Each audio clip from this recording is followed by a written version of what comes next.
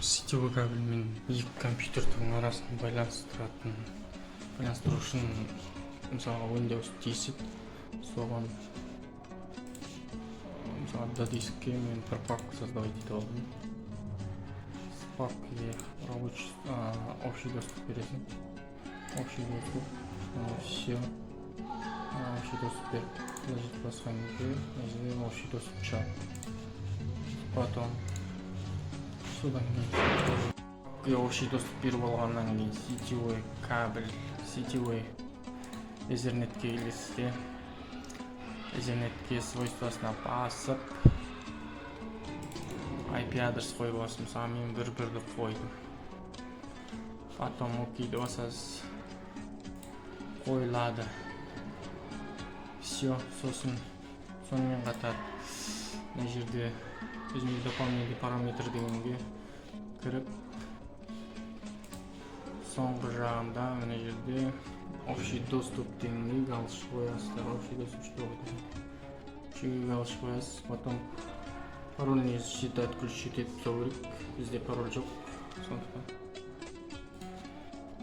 все. Потом тексеріп аламыз. Windows R басамыз. 192.168.1.1 деп басамыз да Enter'ді басқан кезде осындай папка шығады. Бағанағы мынау общий доступ берген папка. Мына жерде user деген папка тұрады. Ол стандарт.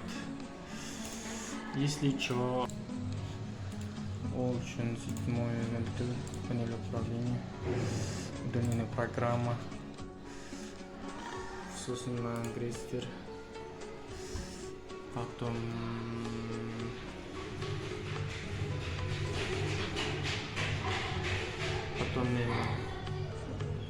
мына галочка қоясыздар, общий доступ файл деп.